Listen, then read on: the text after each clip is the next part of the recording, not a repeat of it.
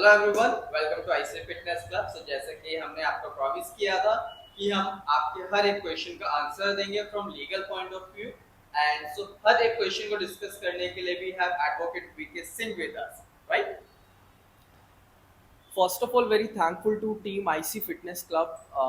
जिस आज हम देखते हैं कि आज आपके क्या क्या क्वेश्चंस हैं और मैं अपना बेस्ट देने का कोशिश करूंगा आपके क्वेश्चंस को डील करने के लिए। तो आइए फिर शुरू करते हैं। Okay, so mister Singh, first question for you. सबका ही यही वाला क्वेश्चन, और ये अक्सर लगभग फिटनेस इंडस्ट्री में हो भी रहा है जी। कि जो जिम ट्रेनर्स हैं हाँ जी। ये जॉब करते हैं, ठीक है, और विदाउट एनी रीजन टर्मिनेट कर दिया जाता है और इनको फायर कर दिया जाता है। अब उसके बाद जो एक एम्प्लॉय है या फिर जो ट्रेनर है उसको सैलरी नहीं देते हैं। बहुत सारी जिम ऑर्गेनाइजेशन हैं ऐसे, मैं नाम नहीं लूंगा, वो थोड़ा सैलरी में प्रॉब्लम क्रिएट कर रहे हैं। तो इन सभी सिचुएशंस में एक ट्रेनर के पास क्या लीगल एक्शन है, वो किस तरीके से अपनी सैलरी को ले सकता है या फिर सैलरी को भूल ही जाए?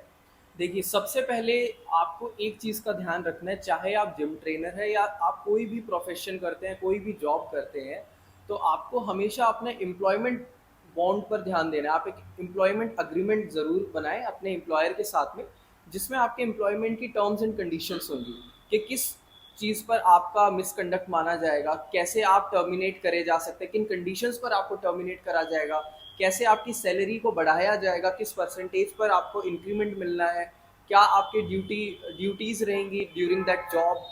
तो आप सबसे पहले क्या करिए कि आपके पास ना एम्प्लॉयमेंट अग्रीमेंट होना चाहिए।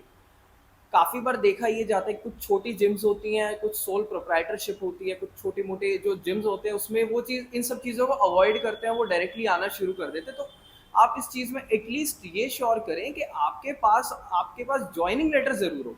Okay okay. अगर आपके पास ज्वाइनिंग लेटर भी होगा तो उससे you can prove that I am the employ of this gym, I am working for this और दिस एस्टैब्लिशमेंट। एंड तो इससे जब आपकी सैलरी नहीं आती तो you can also go to the labour court also. Okay okay तो okay. First thing is आप ये इंश्योर करें कि आपके पास ज्वाइनिंग लेटर हो, आप एम्प्लॉयमेंट अग्रीमेंट बनाएं अपने एम्प्लॉयर के साथ में।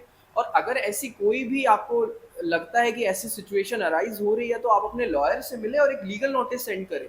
मोस्ट ऑफ द केसेस में आपको लीगल नोटिस सेंड करने पर ही आपकी सैलरी रिलीज हो जाती है। Okay okay. But in case अगर ऐसा भी नहीं होता तो आप लेबर कोर्ट में केस फाइल करिए और उसमें कोई भी प्रॉब्लम नहीं आती। अगर आप लेबर को आपको ये लगता है कि मैं एक लॉयर को हायर करूंगा अपने लेबर कोर्ट के लिए और मेरी सैलरी बड़ी कम है, हाँ काफी हाँ, लोगों का सबसे बड़ा इशू प्रॉब्लम रहता है। इशू यही है कि मेरी सैलरी तो है सर 25,000 या मैं लॉयर को थर्टी कैसे हायर थाउजेंड है, करें? अब मैं एडवोकेट को हायर करूंगा उसकी फीस चली जाएगी इतनी, तो मेरे को क्या बेनिफिट मिल रहा है।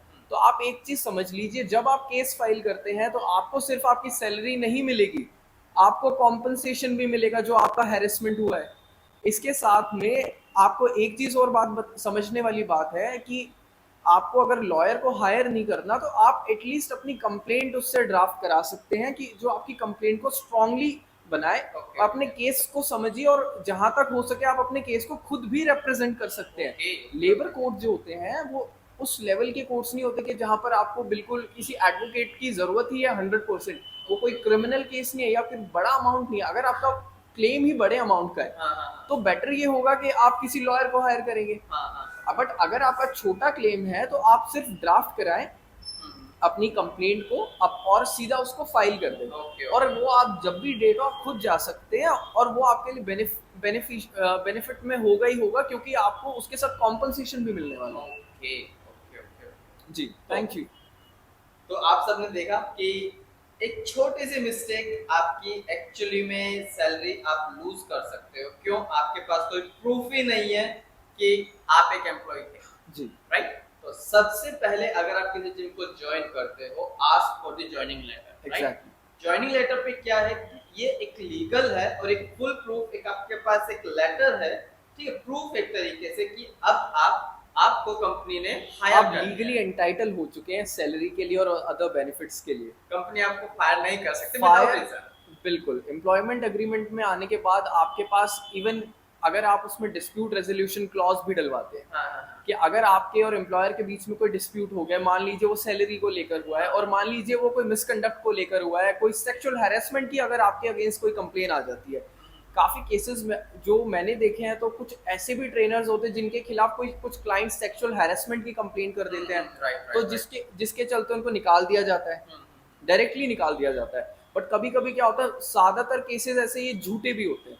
तो ऐसे केसेस में आप बिल्कुल हर चीज को रेगुलेट कर सकते हैं कि अगर इस तरह का डिस्प्यूट होगा तो उसको कैसे उसको देखा जाएगा।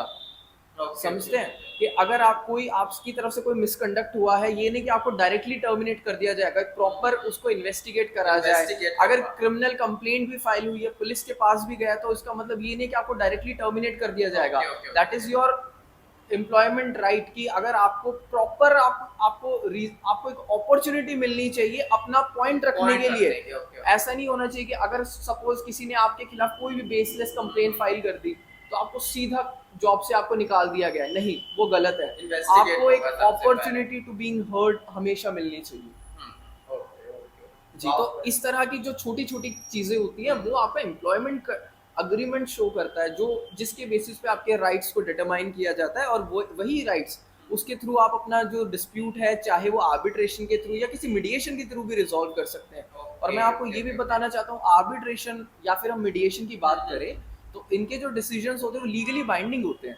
काफी लोगों को ये लगता है कि अगर हम सीधा डायरेक्टली हम कोर्ट में जाएंगे, सपोज आपने एम्प्लॉयमेंट अग्रीमेंट नहीं बनाया, अब आपका डिस्प्यूट डायरेक्टली आप कोर्ट में जाते हो और आपको लगता है मेरे तो 3-4 साल गए, हो सकता है 2 साल चले जाए, 2 साल। है ना, मिनिमम 1 से 2 साल आपका लगता ही है। तो इस केसेस में क्या होता है, बहुत सारे लोग गिव अप कर देते हैं, अपने राइट्स को जाने देते हैं, सोचते हैं कौन पड़ेगा लिटिगेशन में और कौन इतना वो पड़ेगा। तो आपको मैं ये बताना चाहूंगा कि जब आप एम्प्लॉयमेंट अग्रीमेंट बनाए तो उसमें डिस्प्यूट रेजोल्यूशन क्लॉज हमेशा डालें। चाहे वो आप कोई भी बिजनेस करते हैं, कल को आप अपना जिम खोलें, चाहे आप as a trainer as a employ काम करें, या XYZ आपका कोई भी बिजनेस हो, कोई भी आप सर्विसेज दे रहे हैं, चाहे कुछ भी हो, आप हमेशा एक बात का ध्यान रखेंगे, आप एम्प्लॉयमेंट अग्रीमेंट जरूर बनाएंगे और उसमें डिस्प्यूट रेजोल्यूशन क्लॉज में आप आर्बिट्रेशन जरूर डालेंगे। अगर मैं एक लेमन टर्म में बताऊं, आर्बिट्रेशन होता क्या है।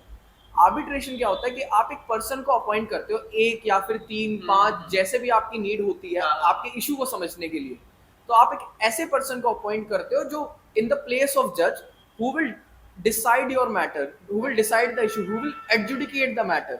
सपोज आपके और एम्प्लॉयर के बीच में कोई डिस्प्यूट होता है, तो वो तीसरा इंसान जिसका नाम उसमें मेंशन है कि जैसे डिस्प्यूट रेजोल्यूशन क्लॉज में ये मेंशन है कि हम इस इंसान को अपॉइंट करेंगे इनकेस अगर हमारा कोई डिस्प्यूट होता है, तो वो आपका रिजॉल्व करेगा और आपको अवार्ड देगा, जिसको बोलते हैं डिसीजन। तो वो लीगली बाइंडिंग है। देन उसके एग्जीक्यूशन के लिए then you can go to the court also. Okay. तो ये जो प्रोसेस है, जो हमारी आर्बिट्रेशन एंड कंसिलिएशन एक्ट है, उसमें ये दिया गया है कि इस तरह के डिस्प्यूट्स को, आर्बिट्रेशन डिस्प्यूट्स को मैक्सिमम 11 मंथ्स में रिजॉल्व करना ही पड़ेगा। Okay, maximum 1 year means maximum 11 months आपका डिस्प्यूट रिजॉल्व हो जाएगा। अगर आप, जरूरी नहीं आप फिटनेस इंडस्ट्री में, आप किसी भी इंडस्ट्री में है, ये इंश्योर करिए कि आप अपने अग्रीमेंट में डिस्प्यूट रेजोल्यूशन क्लॉज हमेशा डलवाएं और लिटिगेशन को अवॉइड करिए, और जहां तक हो सके थ्रू आर्बिट्रेशन इसको एंड करिए। Thank you. पॉइंट वही, इस सबसे पहले आपके पास घूम फिर कर बात आती है कि आपके हाथ में एक जॉइनिंग लेटर तो होना चाहिए, उसके अंदर आपके क्लॉज होने चाहिए, उसके अंदर आपके टर्म्स एंड कंडीशंस होनी चाहिए कि आपका इंक्रीमेंट किस लेवल पर लगने वाला है, किस तरीके से लगने वाला है, या फिर कितना परसेंटेज लगने वाला है। ठीक है। एंड कंपनीज डायरेक्टली आपका मतलब फायर नहीं कर सकती, एक रीजनेबल अपॉर्चुनिटी हमेशा मिलेगी। इस इन्वेस्टिगेट होगा तो आपको डरने की जरूरत नहीं है। एंड सेकंड थिंग, ये मत सोचना कि लॉयर को हायर करेंगे या फिर चीजें महंगी हो जाएंगी, किस तरीके से डील करेंगे। सो आपको इन सारी चीजों की फिक्र करने की जरूरत नहीं। जैसे कि मिस्टर सिंह ने बताया कि लेबर कोर्ट में आप खुद भी अपने जो आपका केस है उसको रिप्रेजेंट कर सकते हैं, राइट। सो अगेन आप फंसे नहीं, ठीक है। आपके पास बहुत सारी पावर है, लेकिन अगेन किसी के कहने से जॉब करने मत लग जाना। आपके पास प्रूफ होना चाहिए कि हाँ मैं जॉब करूंगा तो अपने कुछ टर्म्स एंड कंडीशंस पर और एक प्रॉपर लीगल नोटिस के बिहाफ पर, नॉट नोटिस एक्चुअली क्या कहें उसको, बॉन्ड, एम्प्लॉयमेंट बॉन्ड या अग्रीमेंट, हाँ एग्रीमेंट काइंड ऑफ, राइट। वो आपके हाथ में एक ऑर्गेनाइजेशन की तरफ से जरूर होना चाहिए। और अगर आपको ऑर्गेनाइजेशन बॉन्ड नहीं देता तो भी कुछ है अपने पास, अगर हम इस सिचुएशन की बात करें कि कोई अगर मान लीजिए कोई छोटा जिम है या कोई छोटा बिजनेस है जो एम्प्लॉयमेंट बॉन्ड या अग्रीमेंट वगैरह नहीं दे रहा है, वो सोचता है कि चलो यार ऐसे ही आप काम कर लो। बट इस केस में एक बात है कि आप आर्बिट्रेशन वगैरह जैसे प्रोसीजर्स का बेनिफिट नहीं ले पाएंगे, बट आप इसमें लिटिगेशन में ज़रूर जा सकते हैं। Still you have the chance to go to the litigation also, because जो आप सैलरी रिसीव कर रहे हैं वो आप अपने बैंक अकाउंट में रिसीव कर रहे होंगे, वो भी एक अच्छा एविडेंस है ये प्रूव करने के लिए कि आप उसके एम्प्लॉय हैं। और अगर सैलरी भी कैश में आए तो सैलरी भी अगर कैश में आती है, आपके पास और भी तो एविडेंस होंगे, आपके पास विटनेसेस होंगे, आपके पास चैट्स clients हो होंगी, सकते आपके हैं। पास क्लाइंट्स होंगे। इट मींस ऐसा नहीं है कि जॉइनिंग लेटर ही आपके पास है या फिर आपके पास कोई प्रूफ नहीं है, आपके पिक्चर्स भी होंगी वहां की, बिल्कुल। ठीक है, आपके पास चैट हिस्ट्री भी होगी एंड जो भी ट्रांजैक्शंस हुई होंगी वो भी है, एंड अगेन मोर क्लाइंट्स भी। इन शॉर्ट कहने वाली बात यह है कि जब अगर आप प्रिकॉशंस लेकर चलते हैं, जब आपके पास प्रॉपर डॉक्यूमेंटेशन होता है, तो काफ़ी चीज़ों को आपको प्रूव नहीं करना पड़ता जब आप कोर्ट ऑफ लॉ में जाते हैं। बट अगर आप ऐसे ही कहीं पर भी ज्वाइन कर लेते हैं, कुछ भी आप बिल्कुल केयरलेसनेस दिखाते हैं, अपनी कोई भी डॉक्यूमेंटेशन नहीं करते, तो आपको थोड़ी डिफिकल्टी तो उठानी ही पड़ेगी अपने राइट्स के लिए। लड़ना तो पड़ेगा अपने राइट्स के लिए, Exactly. सिंपल सी चीज है ना। Exactly. अगर आपको लग रहा है कि सामने वाला इंडिविजुअल आपके ऊपर हैवी हो रहा है, तो ऐसा नहीं है कि आपका ऑप्शन नहीं है। उनको अगर वो ये भी कह रहे हैं ना कि आपका जॉइनिंग लेटर नहीं है तो आप कर लो, चाहे केस फाइल आप कर सकते हो, कर सकते हैं। आपके एविडेंसेस है, आपके चैट्स है, आपके जिम क्लाइंट्स पे, राइट, जिम क्लाइंट्स पे एज एविडेंस अगर वो आपके इस फेवर में स्टेटमेंट देने को रेडी है, of course you can use. Means अगर आप क्लाइंट्स भी आपके फेवर में अगर आपको यू कैन से अपने स्टेटमेंट्स देते हैं, एग्जैक्ट, तो वो भी एविडेंस अगर वो रेडी है अपनी स्टेटमेंट देने के लिए कोर्ट में आकर, तो आप बिल्कुल उसको डेफिनेटली आप उसको यूज कर सकते हैं। ओके, मींस ऐसा नहीं है कि आपकी सैलरी चली जाएगी, सो आप बेफिक्र रहिए। एंड अगेन अगर कहीं आपको लगता है कि आपके साथ मिसकंडक्ट हो रहा है, don't forget to take legal action against the organisation, right. Exactly, ये हमेशा आपके फेवर में ही रहने वाला है। अगर आपके साथ ऐसा होता है तो आप एक एग्जाम्पल भी सेट कर सकते हो अपने जूनियर्स के लिए, राइट, या फिर जो आपके कलीग्स हैं वहाँ पे, राइट। सो क्योंकि किसी ना किसी को तो एक्शन लेना ही होगा, स्टेप किसी ना किसी को लेना ही होगा, रेजोल्यूशन तो Why लाना not you? होगा, राइट, क्योंकि बैठे रहने से तो कुछ नहीं होने वाला है। बिल्कुल। Okay, that's great, thanks, thank you.